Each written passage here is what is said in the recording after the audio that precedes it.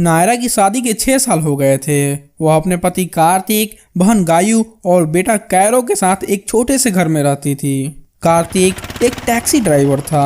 उसके कमाए पैसे से घर का खर्चा अच्छा खासा चल जाता था। उनका परिवार खुशहाल था। पर एक दिन कार्तिक की टैक्सी की एक्सीडेंट हो जाती है, जिसमें कार्तिक की मौत हो गई। नायरा का परिवार कार्तिक के मौत के बाद मानो बिखर सा गया। घर में कमाने वाला कोई नहीं था। नायरा और गायू अब दूसरों के घरों में काम करके कैरो और अपना पालन पोषण जैसे तैसे कर रहे थे। ऐसे ही कुछ साल बीत गए। अब कैरो थोड़ा बड़ा हो गया था। इस प्रकार से रहना कैरो को अच्छा नहीं लगता था। पर कौन जानता था कि इनकी हालत अब और भी बद से बदतर होने वाली है। सावन मास की शुरुआत हुई थी। सब लोग कहते हैं सावन हरियाली और खुशियों का दिन ले आता है, लेकिन इन लोगों की जिंदगी में जैसे तूफान सा आ गया था। इतनी तेज बारिश और तूफान ने उनके सर से छत ही छीन लिया।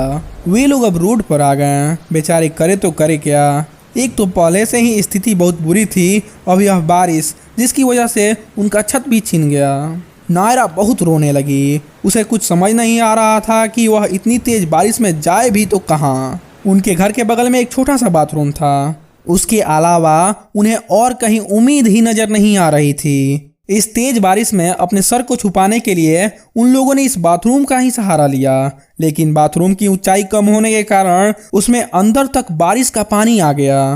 कैरो ऐसी स्थिति देखकर बहुत रो रहा था। वे लोग वहीं खड़े थे, तभी बारिश के पानी के साथ साथ एक सांप बाथरूम की तरफ आने लगा।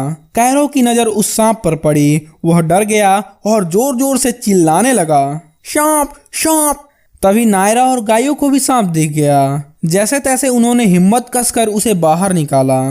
ऐसे ही कई दिन हो गए थे। कैरो गंदगियों की वजह से रो रहा था और नायरा से बोलता है, माँ, क्या हम ऐसे ही रहेंगे? सभी लोग ऐसे ही रहते हैं हमारे जैसे।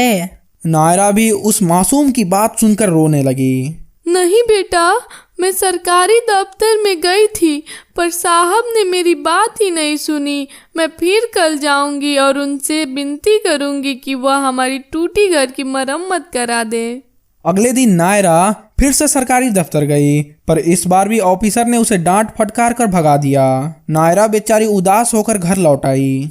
एक दिन सुबह नायरा काम करने बाहर गई थी, तभी उसकी नज़र रोड क्रॉस कर रही एक औरत पर पड़ी। सामने से आ रही गाड़ी से उसे धक्का लगने ही वाला था, तभी नायरा वहां दौड़ कर जाती है और कोकिला को बचा लेती है। कोकिला नायरा को धन्यवाद करती है और बोलती है, बेटा, तुमने बिना अपनी जान की परवाह किए मेरी जान बचाई है। तुम बहुत परेशान लग रही हो। यदि किसी चीज की तुम्हें जरूरत हो तो मुझे बताओ। नायरा अपनी परेशानी कोकिला को बताती है। कोकिला का बेटा जिगर उसी दफ्तर में काम करता था। वह घर पर जाकर सारी बात जिगर को बताती है। जिगर दफ्तर में आए सरकारी फंड से नायरा की मदद करता है और उसकी घर का मरम्मत करा देता है। नायरा का घर फिर पहले जैसा हो गया। वे लोग अपने घर में खुशी से रहने लगे। आज का क्वेश्चन है, बारिश के समय बाथरूम में कौन सा जानवर आया था? जो इस क्वेश्चन का आंसर सही देगा उसका नाम अगले वीडियो में लिया जाएगा।